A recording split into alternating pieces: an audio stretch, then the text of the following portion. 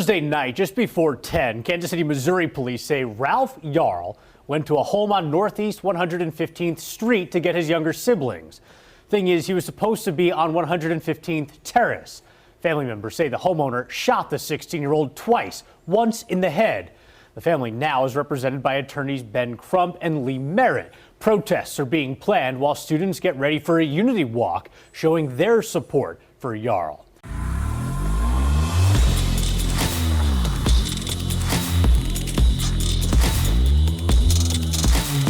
This video is brought to you by TatumStore.com. TatumStore.com, ladies and gentlemen, get you one of these Trump shirts. They still flying off the shelves. Thousands of people have gotten this shirt. We're getting them out as soon as possible. But you can put in a discount code, and I'm not going to tell you what it is. You'll see it at some point during the video. That encourages you to watch the full video and hit the like button. So when you see the discount code, see it, take advantage of it. I think it's 20% off the entire store. 30% off the entire store. Like and subscribe to the channel. Hit the bell. You already know what to do. Let's get into this. Ladies and gentlemen, ladies, everybody's begging me, Brandon, what do you think about the shooting of that kid ringing the doorbell? So let me have this conversation about it. So it appears that at 10 o'clock at night, this young man was going to a house that he believed his brother had lived at. Now, the addresses are very confusing because one address is a place and the other one is a street. And you know how you can get place and street mixed up. So not verbatim, but it's similar to that. So he happened to be on just one street over on the wrong street at the wrong house. Now, as of right now, with the information that I have no idea what transpired specifically. Right? The information I have is that the kid went to the house. It doesn't really say if he rang the doorbell, if he beat on the door, if he was kicking the door, if he was beating on the door and yelling, if he had just stood in front of the door, if he rang the doorbell, it was a Ring camera and the guy saw him, but nobody knows what exactly happened, right? So I don't know what the nuances of his engagement at the door was. Now, the older guy, 84-year-old man, ended up shooting him through the door. Now, I don't know. It doesn't say, there's no information that he shot him, opened the door, shot him again, or he shot twice and hit him twice through the door. But the information from the police officers that it was a glass door, and I don't know how big the glass was. Was it a small glass? Was it full glass? I don't know if it was stained glass. It was a glass door, and apparently the 84-year-old man shot through the glass door and struck the young man. They didn't say how many times he shot. So there's a lot of missing information. So they charged him with first-degree assault and armed criminal action. So pretty much what that is some people are like, why didn't they charge with attempted murder? I don't think that Missouri has an attempted murder charge.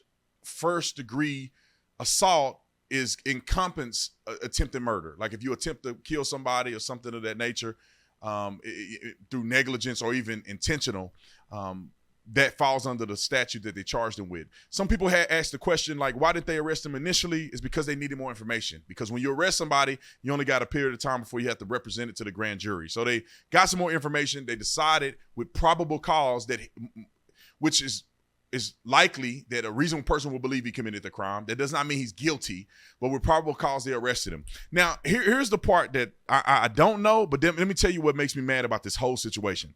The first thing is that I don't know what the stimuli was, right? It's a very different situation if the kid is beating on the door and screaming and knocking on the door thinking it's his friend, but an 84-year-old man is confused and think he's getting robbed and he blindly shoots through a door. That's very different than him saying, look at that N in front of my door. I'm going to shoot and kill him and I'm going to get away with it somehow in the United States of America in 2023. So those are two different things. And I think people should be asking themselves the question at what really happened so you can have a better picture of whether or not this was race-related or not. Now, Benjamin Crump is on the case, and these dirty dogs and all these athletes are coming out. The boy raised $2 million in 24 hours.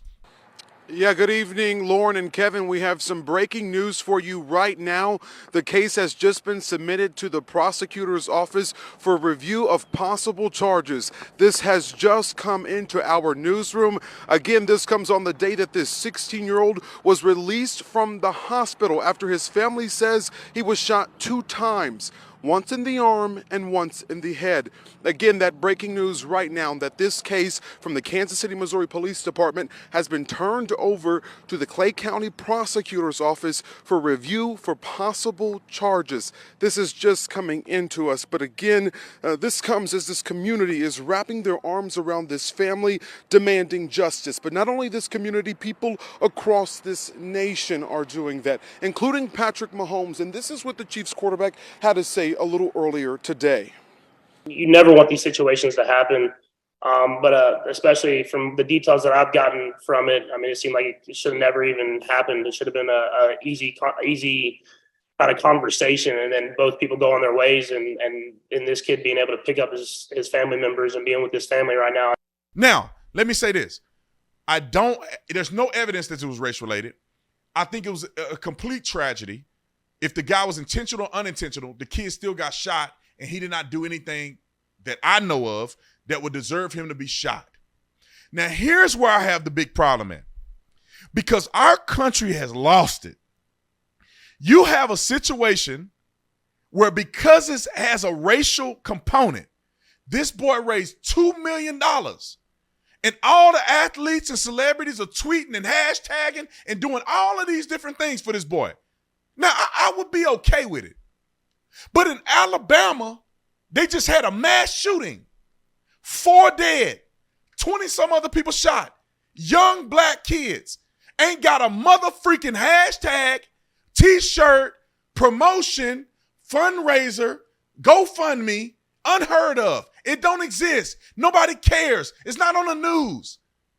And then just when they did the takeover, the black kids did the takeover, 2 young people shot in that event. No GoFundMe, no news reporting, no nothing. Patrick Mahomes ain't talking about it. Nobody gives a flying flip. Then I'm going to give you another example. A young girl shot in the driveway by a white man because she pulled into the wrong driveway. The news don't care. Nobody's talking about it. She died. She died. This kid, thank God he didn't die. She died. No protest, no outrage, no Benjamin Crump representation. Nobody's representing. She didn't get no money on GoFundMe. Can somebody explain this to me? We make everything about race. And they pursued this thing as if it was a racial encounter with no evidence. Just because he's white and he's black, it had to be race related. No evidence. And then a black kid gets shot in a mass shooting and nobody cares. Black kids are dying every day in Chicago, nobody cares. A young white girl get killed in the driveway of a crazy deranged man who shot her for no reason, nobody cares. Black kids shot every day, shot just the other day, nobody cares. No news outlet, no T-shirts, no hashtags. Only if they think it's race related do they give up about your kid. I don't know what I'm going to do. My mind is blown at what's going on in our country. I get it, bruh. Patrick Mahomes, yeah, make a flyer. Go on your social media. Do what you got to do. But when you have, in Alabama, you got kids murdered. They were killed in a mass shooting. And they don't get no tweets. The kids shot and recovered just like he did. They got shot and recovered in the takeover in Chicago in front of the world. 2 kids shot, 16 and a 15. When I read the article from Fox, it said 6-year-old. Now, I don't know if they made a typo because the other article said 15 and 16 or 16 and 17. No hashtag, no nothing. They don't care about their life. I guess their lives don't matter. Keep that same energy when other black people die. That ain't had nothing to do with white folks. I can't accept it. Now, I'll wait to see. Clearly the guy got arrested, so there's probable cause to believe he committed the crime. I would argue, well, what happened? I don't know what happened. It'll be interesting to see if the kid was beating on the door and it was a misunderstanding, or the guy are racist. I mean, or the guy's ignorant. I don't know. He's 84 years old. He probably can't hear or see good, just shooting blindly through a door, which is ignorant as I don't know what. But it's not just a black kid walking up, ding, ding, hey, is my brother there? Pow, pow, pow, pow, pow, pow. You think it happened like that? You think the white man was sitting at the front door waiting for an end to come to his door, and he's sitting there waiting with a gun? Ding, ding, bing, bing, bing, bing, bing. It has to have been something that happened to get an 84-year-old man out of the bed at 10 o'clock with a gun in his hand. Something had to happen. But you leave it up to the pundits. You know, it was because he was black and he was walking by and the white man couldn't wait to kill an end. Waiting his whole 84 years to kill an end. All right. I'll see y'all on the next one, man. Get you some merch. I'm out.